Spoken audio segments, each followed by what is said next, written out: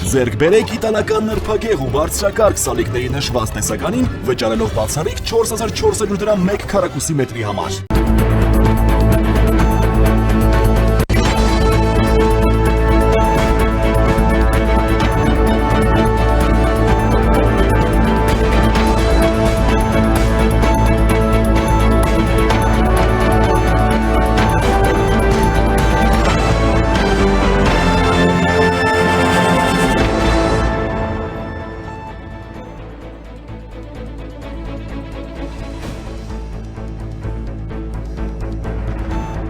Զանգեզուրի անցուղին Ադրբեջանի համար ոչ միայն ցամաքային կապ է Նախիջևանի հետ, այլև նոր ինտեգրացիոն գիծ, որը տարածվում է դեպի թուրքական աշխարհ Թուրքիայի միջոցով, հուսով ենք Իրանը կաջակցի Զանգեզուրի անցուղու հարցում։ Այս մասին հայտարարել է Թուրքիայի նախագահ Ռեջեփ Թայիփ Էրդողանը։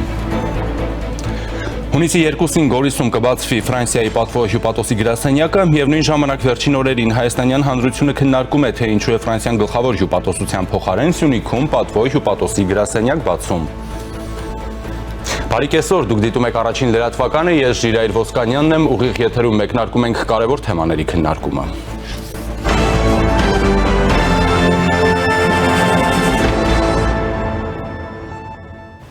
Եվ այսպես Հայաստանի ու Ադրբեջանի միջև խաղաղության պայմանագրի տեքստի հարցում համաձայնության ձեռքբերումը Թուրքիան դիտարկում է որպես կարևոր զարգացում կայունության ճանապարհին։ Այս մասին Ադրբեջանից վերադառնալիս լրագրողների հետ զրույցում հայտարարել է Ռեջեփ Թայիփ Էրդողանը, շեշտել ցանկանում են, որ այս գործընթացը ամենամոտ ժամանակահատվածում ամբողջացվի։ Նրա խոսքով խաղաղության հաստատումը արժեքավոր կլինի Հայաստանի, Ադրբեջանի եւ Թուրքիայի համար։ Նա նշել է, որ Թուրքիան եւս աստիճանաբար եւ զգուշորեն անցնում է Հայաստանի հետ հարաբերությունների կարգավորման ճանապարհով։ Մեջբերեմ, այլևս չենք ցանկանում հարավային Կովկասում հակամարտություն տեսնել, մենք խաղաղություն եւ հանգստություն ենք ուզում։ Ուրախ ենք, որ Ադրբեջանի եւ Հայաստանի միջև խաղաղությունն արդեն հորիզոնում է։ Ուշադիր հետևում ենք այդ գործընթացին։ Մենք նույնպես անհրաժեշտ ներդրումն ենք կատարում եւ պատրաստ ենք դա անել նաեւ հետագայում, մանրամասնել է Թուրքիայի նախագահը։ Էրդողանը անդրադարձել է տարածաշրջանային հաղորդակցություններին, շեշտել Իրանի հնարավոր դերակատարումը։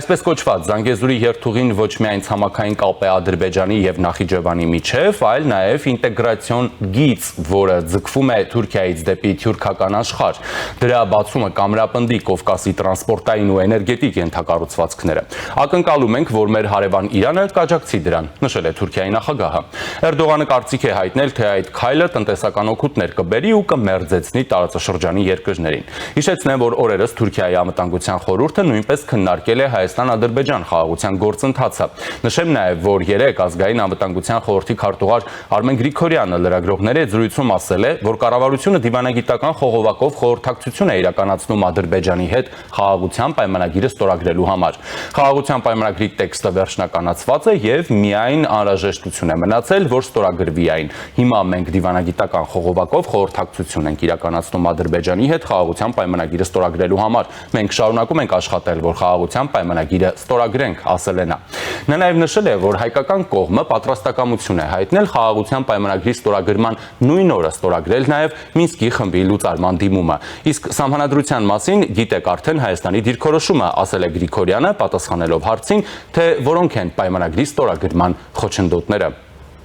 Եվ այժմ զրուցելու եմ Միտք վերլուծական կենտրոնի հիմնադիր քաղաքագետ Լիլիթ Դալաքյանի հետ։ Ողջույն Տիկին Դալաքյան, շնորհակալություն միանալու համար։ Ողջույն։ Տիկին Դալաքյան, նախ Թուրքիայի ղեկավարի հայտարարությունները, որ Հայաստան-Ադրբեջան խաղաղությունը արդեն հորիզոնում է, իրենք ներդրում են ունենալու եւ ապագայում էլ ունենալու են, որպեսզի ի վերջո այդ խաղաղությունը հաստատվի, տարածաշրջանի երկրները մերձենան, առևտուր անեն, մի խոսքով տնտեսությունը զարգանա, կապուղիները բացվեն, խոսում է այսպես կոչված Զանգեզուրյան միջանցքի մասին, իդեպ խոսում Իրանի դիրքորոշման մասին, ասում, որ հուսով է, որ Իրանը իր դիրքորոշումը այս հարցում կփոխի եւ այլն, հա։ Խնդրում եմ մեզ ընդհանուր վերցանել նախ Թուրքիայի նախագահի այս հայտարարությունը, որովհետև ես հանդիպեցի նաև կարծիքների, որտեղ ասում էին, որ Էրդողանը գուցե տողատակում նաև Ալիևին է ասում, որ խաղաղության գործընթացը պետք է արագացնել։ Համեցեք։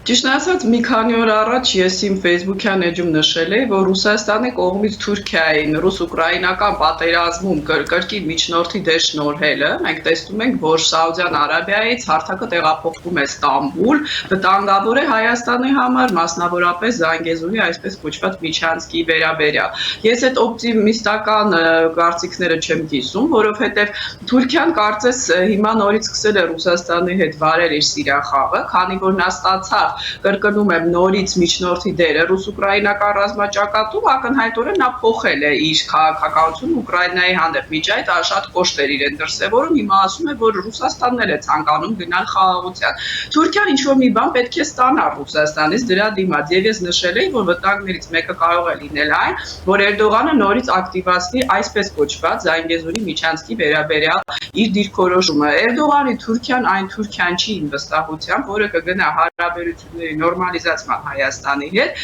իսկ նրա հայտարարությունները, որ մենք պատրաստ ենք Հայաստանի հետ կարգավորել հարաբերությունները, ընդհանրապես մնում են հայտարարությունների մակարդակում, ոչինչ չի խոչընդոտում Թուրքիային բացել սահմանները, Հայաստանը ինքը խոսել է, որ անցակետերը պատրաստ են, ինչն է խոչընդոտում Թուրքիային բացել հայ-թուրքական սահմանը եւ կարգավորել հարաբերությունները։ Մանավանդ մենք որևէ նախապայման չենք առաջադրել, օրինակ նույն ցեղասպանության վերաբերյալ։ Այնպես որ ես այստեղ բացասական դիրքորոշում ունեմ, կարծում եմ, որ Թուրքիան, Ադրբեջանը եւ Ռուսաստանը նորից փորձում են տարածաշրջանում կապուղիները ապաշրջափակել իրենց իհարկե ցանկացած ձևով։ Դրա համար Իրանին հղումը նույնպես դրա մասին է, որ Իրանը դեմ է, չէ՞, Իրանը ինչին է դեմ, ոչ թե ապաշրջափակմանը, այլ միջանցքային դրամաբանությանը, ինչը վտանգավոր է հայ-իրանական սահմանի տեսանկյունից եւ Հայաստանի հետ կապը կտրելու տեսանկյունից։ Դրա համար նրա դիրքորոշումը, որ հուսով ենք Իրանն էլ կհամաձայնվի, այդքան էլ ես դրական չեմ գնահատում, քանի որ Իրանը ինչին չի համաձայն միջանցքին, իսկ ինչ է Թուրքիան հուսով է, որ Իրանը կհամաձայնվի նրան, ինչին Ռուսաստանը, Թուրքիան համաձայն են։ Կարծում եմ տողատակը սա էր Էրդողանը ասած։ Դուք նշում եք, որ այսինքն հա, ձեր ասացի հանգուցալուծումը ռուս-ուկրաինական բանակցությունները տեղափոխել թուրքական հարթակ, դրա դիմաց Ռուսաստանը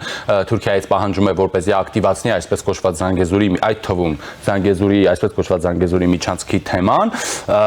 եւ Իրանի մասով, հա, Իրանը դեմ է, ինչպես դուք նկատեցիք, այսպես կոչված միջանցքային տրամաբանությամբ հաղորդուղիների ապաշրջափակմանը։ Իրանի իհարկե դեմ լինելը Հայաստանի համար կարևոր նշանակություն ունի։ Իսկ կան այլ դերակատարներ, կենտրոններ, խաղացողներ, որոնք հետաքրքրված են կապուղիների ապաշրջափակման, բայց կիսում են հենց Իրանի դիրքորոշումը, Իրանի եւ Հայաստանի դիրքորոշումը այս դեպքում։ Նկատի ունեմ, որքանով է այս պարագայում Հայաստանի թիկունքն այդ իմաստով եւս ավելի կայուն, եւս ավելի ապահով, եթե հակառակ կողմում մենք առնվազն տեսնում ենք տարածաշրջանի եւ տարածաշրջանում ներգրաված ոչ փոքր պետությունների։ Ես կասեի, որ Թուրքիան է ավելի շատ Ռուսաստանի հետ ցանկանում Զանգեզուրի միջանցքի այսպես կոչված ստանալը, Էրդողանը նշել չէ, թուրքական աշխարհը միացնելու նպատակով։ Այնպես որ այստեղ իրենք երկուսն էլ այս հարցում ունեն ստանալիք։ Այնպես չի, որ Ռուսաստանը ավելի շատ ունի, Թուրքիան ավելի քիչ։ Կրկնում եմ, Էրդողանի Թուրքիան, որովհետև ես նշել եմ, որ իմ տեսակետը այն է, որ Էրդողանը ինքը պատրաստ չի Հայաստանի հետ հարաբերությունների կարգավորման։ Եթե լինի դեմոկրատական Թուրքիա որևէ խնդիր չկա, որ Հայաստանը հսկի իր կապուղիները, բայց ճանապարհները բացվեն։ Ինչ վերաբերում է ձեր նշածին, թե արդյոք մենք ունենք այս հարցում դաշնակիցներ, իհարկե ունենք, եւ իմ կարծիքով հենց դրա շնորհիվ է, որ մինչեւ այսօր չունենք Զանգեզուրի այսպես կոչված միջանցքը, ինչի մասին Ալիևը ամեն օր ազդարարում է, չէ՞, ամեն խոսակցությունից հետո։ Ցավալիորեն քաղաքագիտական շրջանակներում անընդհատ ասում են, որ վերջ Զանգեզուրի միջանցքի թեման փակ է, Էրդողանը չի ասում, Ալիևը չի ասում, մենք պիտի հասկանանք, որ դա 2020 թվականի պատերազմներից առաջին նպատակն էր հենց ստանալիք եւ ուշադրություն եմ դարձնում այն հանգամանքի վրա, որ ձևավորվել է Թուրքիա, Ադրբեջան, Պակիստան առանցքը, ես խոսել եմ, որ դրա մեջ կա նաեւ Չինաստանը եւ եթե հիշում եք 20 թվականի պատերազմի ընթացքում Թուրքիան բացասական էր, Չինաստանը ներողություն բացասաբար էր իրեն դրսևորում Հայաստանի հանդեպ, հիշենք նույն անվտանգության խորհրդում բանաձևը արգելափակել ընդդեմ Ադրբեջանի եւ Ադրբեջանի զինելը հենց պատերազմի ընթացքում Ղարաբաղում հարձակողական զենքերով։ Գումարած Չինաստանի դեսպանի խոսույթը, որ Զանգեզուրի միջանցքը նա դա ասաց Շուշիում կարևոր է Չինաստանի մեկ գոտի, մեկ ճանապարհ նախագծի համար։ Սա աշխարհաքաղաքական ֆորմատն է, որին դեմ են Հնդկաստանը, Պակիստանի հետ իր հակամարտության հարցում վերջերս էլ ակտիվացել է, չէ՞, Կաշմիրի հակամարտությունը, որովհետև Հնդկաստանը հյուսիս-հարավ ճանապարհի կողմնակիցն է, դա Իրան, Վրաստան, Հայաստան, Սևծով դեպի Եվրոպա, այստեղ իդեպ կարևոր է Վրաստանի ոչ շատ պրոռուսական դիրքորոշումը, դրա համար Ռուսաստանը ամեն ինչ փորձում է անել, այնտեղ իրեն մոտ, այսպես ասած, իշխանություն ունենալու համար, չնայած պետք է նշենք, որ Վրաստանը այդպես է 3+3 հարթակին չի միացել, այսինքն վերջնական չի Վրաստանի դիրքորոշումը դեպի Ռուսաստան։ Կարծում եմ սա Տրամպին են սպասում այնտեղ, Տրամպի քաղաքականությանը։ Հաջորդ մեր գործընկերը Եվրոպան է, որը միանշանակ դեմ է արտահայտվել միջանցքային տրամաբանությանը, Ֆրանսիայի հյուպատոսության բացումը դուք նշեցիք, ԱՄՆ դեսպանն էր այցելել Սյունիք, Եվրոպան չի ցանկանում ունենալ ճանապարհներ Թուրքիայի կամ Ռուսաստանի վերահսկողության ներքո, հակառակը իրենք ցանկանում են շրջանցող ճանապարհներ ունենալ Չինաստանից կամ նույն Հնդկաստանից դեպի Եվրոպա։ Հաջորդը Միացյալ Նահանգները, ես նշեցի, որ նահանգները մշտապես նշում են, որ կողմ է Հայաստանի տարածքային ամբողջականությանը եւ ուրեմն կապոնգիները պետք է ապաշրջափակվել պետությունների տարածքային ամբողջականության սահմաններում։ Այնպես որ մենք դաշնակիցներ այստեղ ունենք, ուղղակի պետք է գործարկել եւ ավելի ակտիվորեն նրանց հետ սկսել համագործակցել։ Այսինքն նաև ձեր հիշատակած կենտրոնները, Միացյալ Նահանգներ, Եվրոպական եւ այլն, Իրանի եւ Հայաստանի հետ այս հարցում ունեն նույնական դիրքորոշում։ Միանշանակ իրենք միշտ էլ արտահայտվում են, որ Հայաստանի տարածքով անցնող կապուղիները պետք է լինեն պետությունների տարածքային ամբողջականության սկզբունքի սահմաններում։ Դրա համար, չնայած այստեղ ռուսական պրոպագանդան անդադ նշում էր, որ Իրանը դեմ է եվրոդիտորդներին, որ Իրանը դեմ է այստեղ Եվրոպայի նույն ակտիվացմանը, մենք երբևիցե չենք լսել Իրանի շուրթերից շատ բացասական դիրքորոշում նույն եվրոդիտորդների հետ կապված։ Հակառակը լսել ենք տարակուսակ, որ Ռուսաստանը չի հարգում այն կարմիր գծերը, Լավրովի հետ նախկին ԱԳՆ նախարարը խոսեց Իրանի, որոնք կարմիր գիծ են Իրանի համար։ Շատ լավ Տիկին Դալաքյան, այդ դեպքում Ռուսաստանի պաշտպանության նախարարության հայտարարությունը, որ արվեց ՀԱՊԿ նիստի ընթացքում, թե Սյունիքի շուրջ լարվածությունը շարունակում է պահպանվել, դրանից հետո հայտարարությունը եղավ, դրա հաջորդ օրը ադրբեջանական կողմը կրակեց Խոսնավարի բնակելի տան ուղղությամբ եւ այսօր էլ պաշտպանության նախարարությունը հաղորդագրություն տարածեց, որ եղել է եւս կրակոց, էլի Խոսնավարում, էլի բնակելի տուն են թիրախավորել եւ մեկ անասուն է սատկել։ Այս իմաստով այս հայտարարությունը Ադրբեջանի արդեն թիրախային կրակոցները եւ այլն, սրանք ենթադրում են, որ պետք է ունենան փոխկապակցվածություն, այսինքն սրանց նախորդած հայտարարությունը եւ հաջորդական գործողությունները բավականին կարծես թե ակնհայտ են։ Ես կարծում եմ սա ազդանշան է նաև այն կենտրոններին, մասնավորապես Միացյալ Նահանգներին, ովքեր նշում են, որ թույլ չեն տա, նույնիսկ այսպես ասած, ամեն ինչ անում են, որ թույլ չտան Ադրբեջանի հարձակումը, կարևոր է Ռուբիոյի հայտարարությունը, դա վերաբերում էր Ադրբեջանի կողմից հարևան երկիր ներխուժելուն, այսինքն Հայաստան, բոլորը գիտակցում են, որ այստեղ ագրեսոր երկիրը հանդիսանում է Ադրբեջանը։ Իլհամ Ալիևն էր, քանի որ դեռ միջազգային իրավիճակը ակնհայտ չի Ռուսաստանը ինչ իրավիճակում կլինի ուկրաինական ռազմաճակատում, ես մշտապես դա կապում եմ Հայաստանի հետ, հենց նույն Զելենսկին է ասում, որ հաջորդը Հայաստանն ու Վրաստանն են, եթե Ռուսաստանը ունենա հաջողություն։ Ալիևը չի գնում հրադադարի լուրջ խախտումների կամ հարձակման Հայաստանի տարածքի վրա, բայց միևնույն ժամանակ ազդանշաններ է ուղարկում, որ իրենք համաձայն չեն այն տարբերակին, որը առաջարկում է Արևմուտքը, այսինքն նախ բոլոր հաղորդուղիների ապաշրջափակմանը, եկեք չմոռանանք, որ 8-րդ կետում նշված են բոլոր հաղորդուղիները, այնպես որ այստեղ միայն Զանգեզուրի հատվածը չի եւ Նիկոլ Փաշինյանը դրա մասին խոսեց, որ բոլոր սովետական շրջանի կապուղիները պետք է ապաշրջափակվեն։ Երկրորդը Ադրբեջանը ցույց է տալիս, որ կապուղիները պետք է ապաշրջափակվեն իրենց ցանկացածով, այսինքն Ռուսաստանի եւ մասամբ Թուրքիայի։ Գիտեք, Թուրքիայի դիրքորոշումը փոփոխական է այս հարցում։ Երբ Արևմուտքը Թուրքիայի վրա ճնշումներ է գործադրում, փորձում է Թուրքիան կոնստրուկտիվ երևալ եւ զսպել Ադրբեջանին, բայց այն պահին, երբ Թուրքիան եւ հատկապես նրա այսօրվա ղեկավարը գիտակցում են, որ կրկին կարող են Ռուսաստանի հետ գնալ խաղերի եւ առևտրի, նրանք էլի Ադրբեջանին կարող են ասել, որ հարմար պահի դեպքում մենք կարող ենք ստանալ, ինչպես Էրդողանը ասեց, թուրքական աշխարհի հետ մեր անխոչնդոտ կապը։ Այնպես որ Հայաստանը շատ ակտիվ պետք է աշխատի եւ կարծում եմ աշխատում է, որպեսզի այն մեր գործընկերները, որոնց ստրատեգիական շահերից չի բխում ունենալ ճանապարհներ Ռուսաստանի կամ Թուրքիայի վերահսկողության ներքո, շարունակեն իրենց աջակցությունը մեզ։ Տիկին Դալաքյան, իսկ Անվտանգության խորհրդի քարտուղար Արմեն Գրիգորյանի ասացը, որ խորհրդակցություններ են Ադրբեջանի հետ տեղի ունենում ստորագրման, խաղաղության համաձայնագրի ստորագրման մասով։ Սա որքանով եք համարում, որ կարող է բերել գործընթացի արդյունավետ հանգուցալուծման նկատի ունեմ ստորագրման, երբ մենք արդեն 2 օր իրար ետևից ամենօրյա ռեժիմով տեսնում ենք Ադրբեջանի թիրախային կրակոցներ Սյունիքի մարզում, մինչ այդ էլ տեսնում ենք ապատեղեկատվության հսկայական արշավ եւ այլն, հա։ Եթե կան այդ խորհրդակցությունները, որ պայմանագիրը, այդ համաձայնագիրը ստորագրենք, այսինքն ամեն ինչ ավարտված է, տեղն ու ժամն ենք փորձում համաձայնեցնել, գնալ ստորագրել, բայց դրան զուգահեռ հակառակ կողմը կրակում է։ Մենք քանի ամիս է, նույնիսկ տարի է լսում ենք Հայաստանի իշխանությունների խոսքը, որ խաղաղության պայմանագրի ստորագրումը մոտ է, մնացել է 1 օր, 2 օր, 1 ժամ։ Մշտապես մենք նշել ենք, որ խաղաղության պայմանագրի Ալիևը պատրաստ չի ստորագրման, նույնիսկ եթե ստորագրի, դա չի նշանակում, որ նա պահպանելու է հրադադարի ռեժիմը կամ այդ նույն պայմանագրի կետերը։ Մենք դա փորձ ունենք Մինսկի խմբի որոշումների վերաբերյալ, եւ ամենակարևորը իրենք չեն լսում Հայաստանը ինչ է ասում։ Իրենք նայում են միջազգային իրավիճակին, եթե նույնիսկ Հայաստանը ամեն օր 7 հատ առաջարկել ներկայացնի եւ բոլոր կետերին հետ համաձայնվի, Ադրբեջանը այստեղ ունի առավելապաշտական նկրտումներ, ինչը ես մեծամասամբ պայմանավորում եմ նաեւ Ադրբեջանում իշխող ռեժիմով, որովհետեւ եթե դու ավտորիտար երկրի ղեկավար ես, դու անընդհատ պետք է ունենաս լարվածության գոտիներ, ինչպես անում է Ռուսաստանը, նույն Թուրքիան, Սիրիայում, Լիբիայում, ինչպես անում է հիմա Նետանյահուն, այնպես որ Ալիևի իշխանության համար կարևոր է անընդհատ ունենալ կոնֆլիկտային իրավիճակ։ Հակառակ դեպքում արդեն եթե լինի խաղաղություն, ներսի տնտեսական խնդիրները իրենց ուրեմն ազդեցությունը կունենան կոռուպցիոն ռեժիմը եւ այդ Ադրբեջանի ժողովուրդը արդեն կարող է ինքն էլ ցանկանալ իր հարևանների պես ունենալ դեմոկրատական երկիր։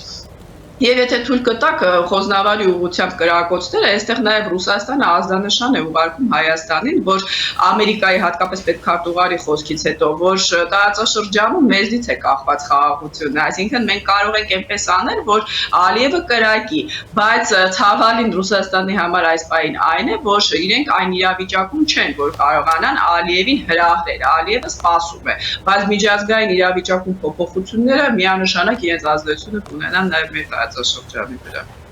Շնորհակալ եմ զրույցի համար։ Շնորհակալություն։ Զրուցակիցս Միտք վերլուծական կենտրոնի հիմնադիր քաղաքագետ Լիլիթ Դալաքյանն էր։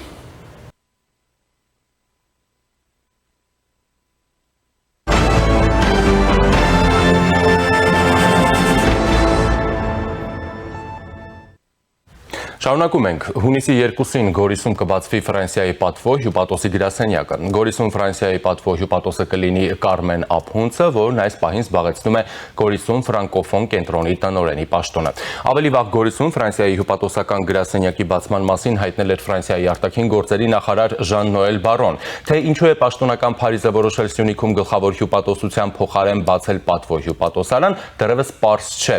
Իրանը Կապանում դեռևս 2022-ին բացեց հենց գլխավոր հյուպատոսություն պատվո հյուպատոսի գրասենյակը գլխավոր հյուպատոսությունից շատ ավելի ցածր կարգավիճակ ունի եւ որպես կանոն քաղաքական գործառույթներ ու անձեռնմխելիություն չունի։ Պատվո հյուպատոսի գրասենյակը հիմնականում հումանիտար մշակութային գործառույթներ ունի եւ կարող է որոշ դեպքերում մատուցել հյուպատոսական ծառայություններ, բայց դա արդեն նշանակող երկրի որոշմամբ։ Այն, որ Ֆրանսիան մտադիր է Սյունիքում հյուպատոսություն բացել, դեռևս 2023-ին հայտարարել էր այդ երկրի արտգործնախարարը։ Ֆիգարոն անդրադառնալով Փարիզի այս որոշմանը այն ժամանակ գրել էր, թե Ֆրանսիան ցանկանում է կանխել Ադրբեջանի հարձակումը Հայաստանի հարավի վրա եւ Բաքվին այդ քայլից ետ պահելու ու Երևանին իր աջակցությունը ցույց տալու համար է արտգործնախարար Կոլոնան հայտարարել Սյունիքում հյուպատոսություն բացելու մասին։ Օրերս Հայաստան կատարած այցի ընթացքում Ֆրանսիայի արդեն ներկայիս արտգործնախարար Ժան-Նոել Բարոն խոսել էր Գորիսում Ֆրանսիայի հյուպատոսական գործակալություն բացելու մասին։ Հյուպատոսական գործակալությունը դարձյալ ավելի բարձր կարգավիճակ ունի, քան պատվո հյուպատոսի գրասենյակը։ Հիշեցնեմ, որ Սյունիքում մասնավորապես Կապանում գլխավոր հյուպատոսություն բացելու մտադրության մասին տարիներ շարունակ խոսում է Ռուսաստանը, սակայն Մոսկվայի այդ ցանկությունը այդպես էլ իրականություն չի դառնում։ Ռուսաստանի արտգործնախարար Սերգեյ Լավրովն անցած շաբաթ Երևանում էր, ասել էր, որ Հայաստանի արտաքին քաղաքական գերատեսչության ղեկավար Արարատ Միրզոյանի հետ մանրամասն քննարկել է Կապանում Ռուսաստանի գլխավոր հյուպատոսություն բացելու հարցը, հավելելով, որ նախապատրաստական աշխատանքներն ընթանում են։ Թե ինչու Կապանում այդպես էլ չի բացվում Ռուսաստանի գլխավոր հյուպատոսությունը, Ռուսաստանի արտգործնախարարության խոսնակ Մարիա Զախարովան Լավրովի Հայաստան կատարած այցից հետո հորդորեց այդ հարցը տալ հայկական կողմին։ Զախարովան ակնարկել է, որ խնդրի լուծումը պետք է փնտրել Երևանում։ Այդ հարցը մանրամասն քննարկվել է բանակցությունների ընթացքում, մեզ պետք չէ համոզել այդ կառույցի գործունեության անհրաժեշտությունը։ Առայժմ Կապանում Ռուսաստանի գլխավոր հյուպատոսությունը բացակայում է, թե ինչու պետք է ճշտել հայկական կողմից, նշել է նա։ Այս կապակցությամբ նախորդին կառավարության նիստից հետո լրագրողների հետ ճեպազրույցում անվտանգության խորհրդի քարտուղար Արմեն Գրիգորյանը հայտարարեց, որ նման բան չի հայտարարվել, որ Ռուսաստանի հյուպատոսարան է բացվելու Սյունիքում, ասվել է քննարկվում է։ Երեկ ավելի ուշ արտաքին գործերի նախարարությունը հայտարարեց, որ քննարկումները շարունակվում են։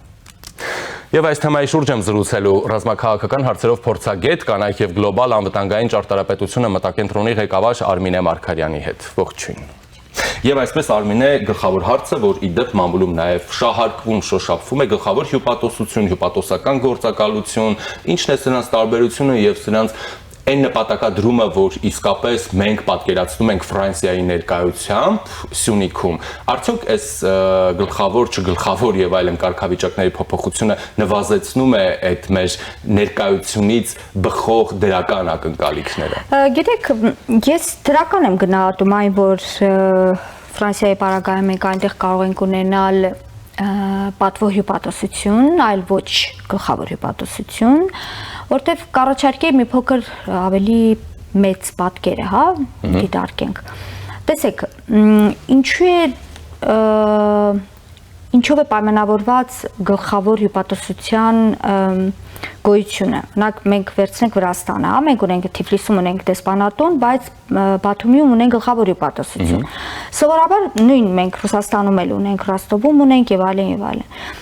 Ինչու է գլխավոր հյուպատոսություն ստեղծվում, երբ դու ունենում ես շատ մեծ ներկայություն, քո քաղաքացիների մեծ ներկայություն տվյալ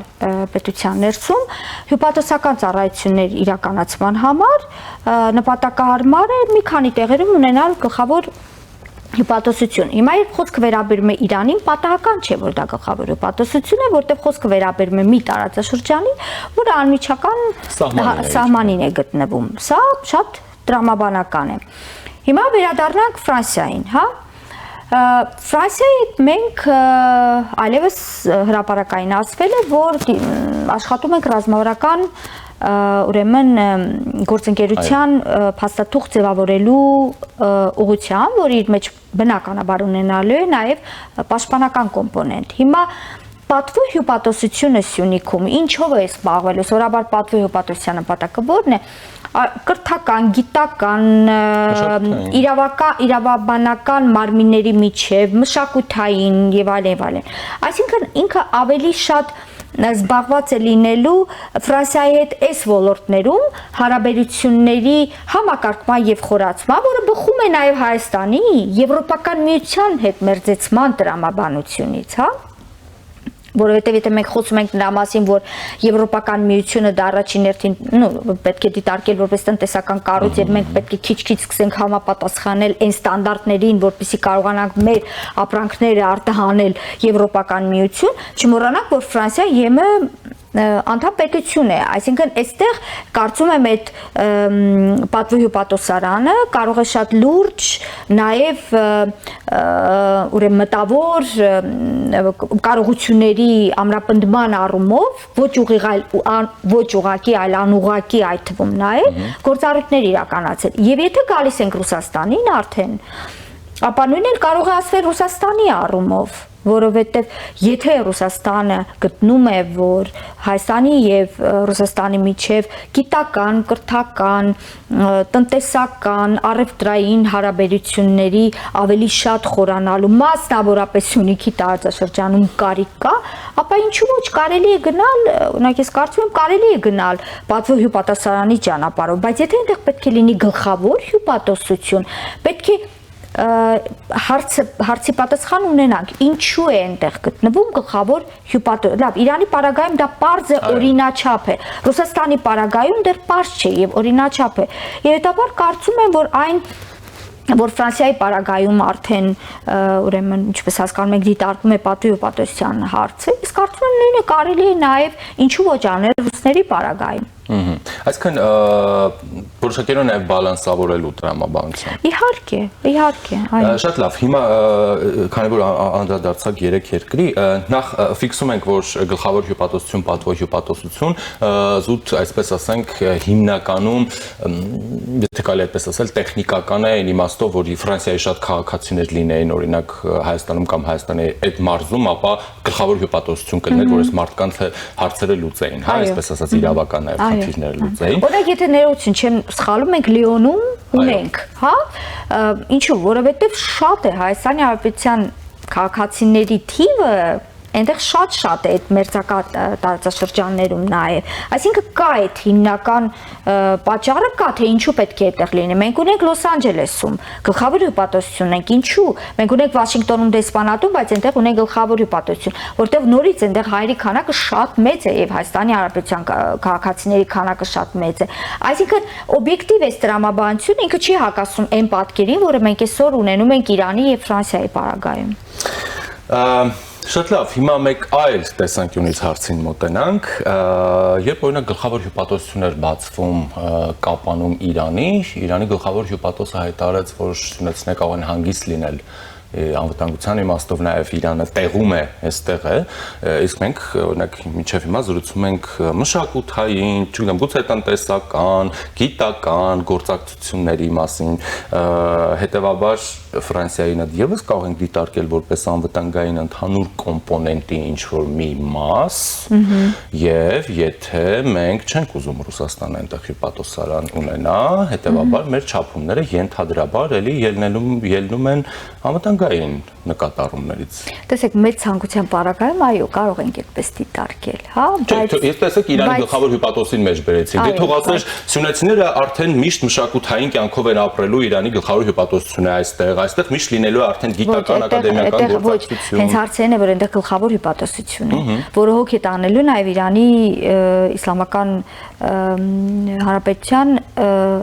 քաղաքացիների հարցերով պետք է զբաղվի, հա, հետո այդտեղ բարձր չէ,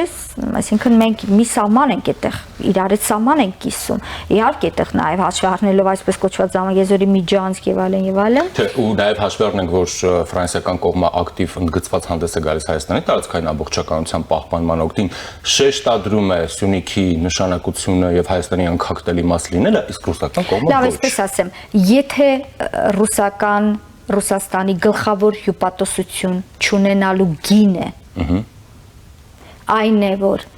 Ֆրանսիան չունենա Սյունիքում գլխավոր հյուպատոսություն, այլ ունենա պատվո հյուպատոսություն, ուրեմն սա գրագետ կարծում եմ հաշվարկած քայլ է։ Հետաքրքիր բան ասացիք, ինչու բայց։ Որովհետև ես չեմ բացառում, որ եթե Ֆրանսիային լիներ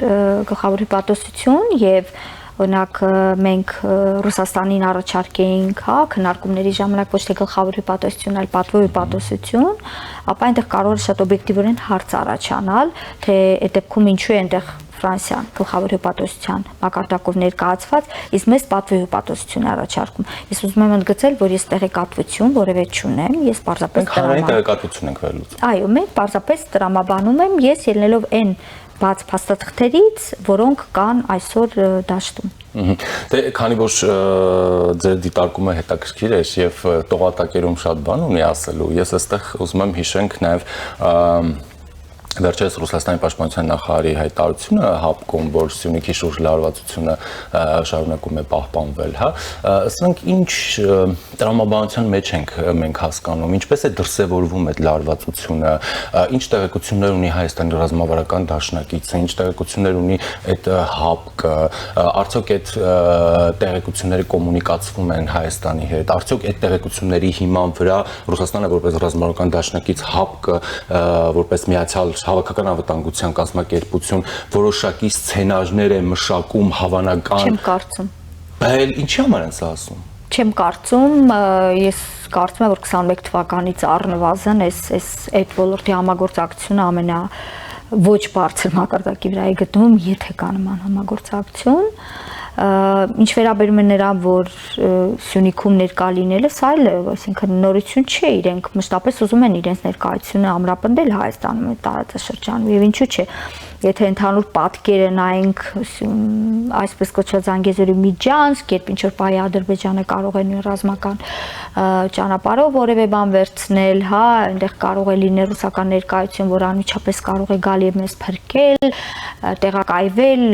եւ այլն եւ այլն։ Այսինքն ինքը մի ամբողջ այսպես մեծ պատկերի ներքո է այս ամեն ինչը, բայց ինչպես ասում են ժամանակավրեպ այլևս, որովհետև Հայաստանը այլևս այն Հայաստանը չէ, որը եղել է 21 թվականից առաջ, հա, Հայաստանը շատ անվտանգային բարձիկներ է կարողացել գեներացնել այս ժամանակի ընթացքում, ակտիվորեն գնում է դիվերսիֆիկացիայի ճանապարհով եւ արդեն այդ ավտորիտար մենեջմենտի տարերը Ռուսաստանի, հա, այս պայդրությամբ չեն կարող աշխատել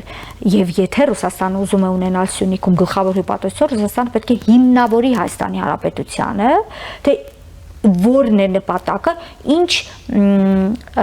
պրոդուկտ է իրենից, այսպես ասած, գեներացնելու էլ գլխավոր հյուպատոսություն։ Նպատակը ո՞րն է։ Ինչու մենք աջակցելու Հայաստանի եւ Ռուսաստանի միջև հարաբերությունների խորացման։ Օրինակ ինչու այդ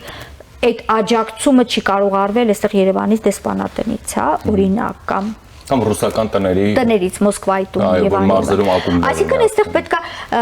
եւ ես ինչու եմ կարծում, ինչու է պայմանավորված եմ, որ մեր պաշտոնյաների կողմից եւ նաեւ ռուսական պաշտոնյաների կողմից ընդգծում է, որ քննարկումները շարունակում են եւ այլն, որովհետեւ հիմնավորում է պետք։ Նախկինում այդ հիմնավորումը մենք մեզ թույլ չէին կարող տալ։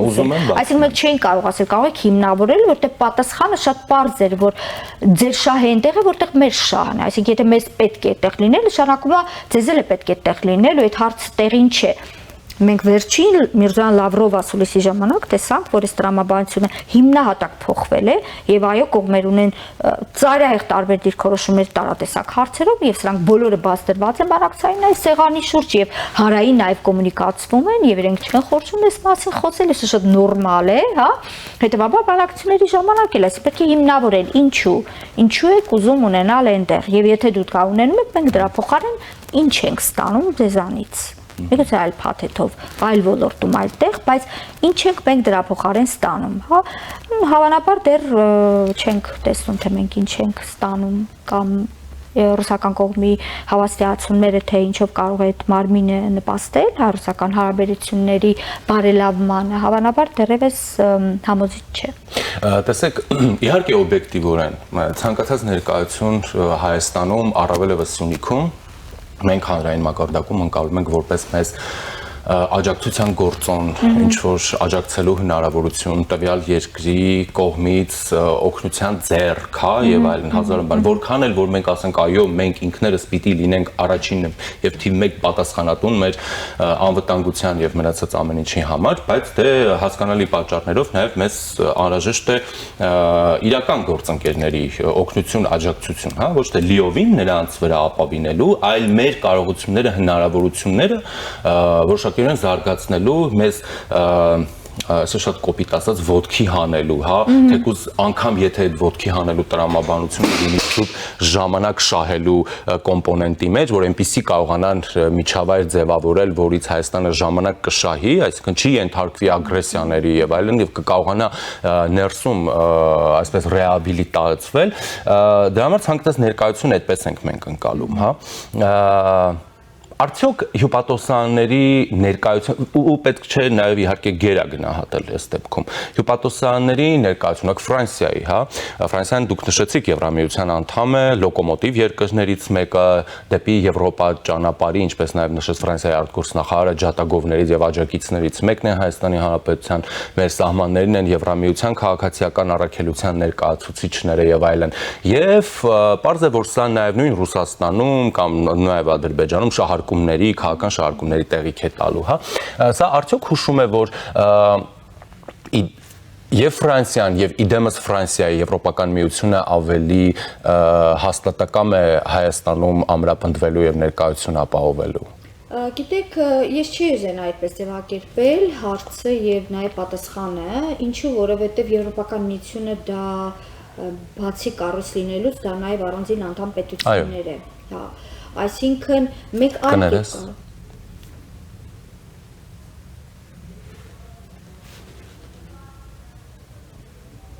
Ինչ եղավ։ Հա, ու անջատվել է։ Լավ, այդ հարցը կտամ, տայից կշարունակենք ու կփակենք։ Միկրոֆոնը ընկել է դրա համար է։ Բան։ Հա, այս վերջի հարցն է։ Հատ կարճ կտամ։ Հա, օքեյ, պատասխանից, ուրեմն, մի րոպե։ Հա, հենց ասեք շարունակենք։ Նորից եմ սկսում պատասխանը։ Պատասխանից։ Գիտեք, ես չի ուզենա հարցը այդպես ձևակերպել եւ պատասխանել դրա տրամաբանության ներքո չի ուզենա դնել, ինչու, որտեղ Եվրոպական միությունը բացի միասնական այսպես վերանդրազգային կառույց լինելուց նաեւ բաղկացած է տարբեր անդամ պետություններից եւ Եվրոպական միության հետ մերձենալը որքան կառույցի պահանջներին համապատասխանելու տրամաբանության ներքո պետք է դիտարկենք, այդ թվում նաեւ առանձին պետությունների հետ հարաբերությունների խորացման տրամաբանության ներքո պետք է դիտարկենք։ Հետևաբար մեր համար շատ կարեւոր է հենց ԵՄ-ի ներսում ունենալ դաշնակից պետություններ, որոնց հետ երկկողմ մակարդակով մենք այնքան կարող ենք խորացնել մեր հարաբերությունները, որը հետագայում նաեւ իդրական հետևանքները պետք է ունենա հենց կառույցի ներսում որոշումների կա Հայաստանի վերաբերող որոշումների կայացման վրա եւ առասարակ օգնի նաեւ Հայաստանին ավելի այսպես մերձենալ Եվրոպական միության հետ։ Այսինքն այստեղ ավելի շատ դաշտը մեր դաշտում եմ գնդակը տեսնում եւ Հայաստան-Ֆրանսիա երկկողմ հարաբերությունների դաշտում եմ գնդակը տեսնում, որը իրավացիորեն այո պետք է նաև նպաստի Հայաստան Եվրոպական միության մերձեցման, բայց ես չեմ ուզում ամենևին ասել, որ Ֆրանսիան այստեղ է, որովհետև Եվրոպական միությունը մեզ ուզում է ավելի մոտ լինել։ Այլ Ֆրանսիան այստեղ լինելով աջակցի նրան, որ մենք ինքներս այդ գործընթացը Հայաստան ԵՄ Հայաստան ավելի այսպես ինտենսիվ առաջ գնա։ Շնորհակալ եմ։ Խնդրեմ։ Զրուցակիցս կանայք եւ գլոբալ անվտանգային ճարտարապետությունը մտակենտրոնի ղեկավար Արմինե Մարգարյանն էր։ Ես Ժիրայր Ոսկանյանն եմ, մնացեք առաջինի հետ։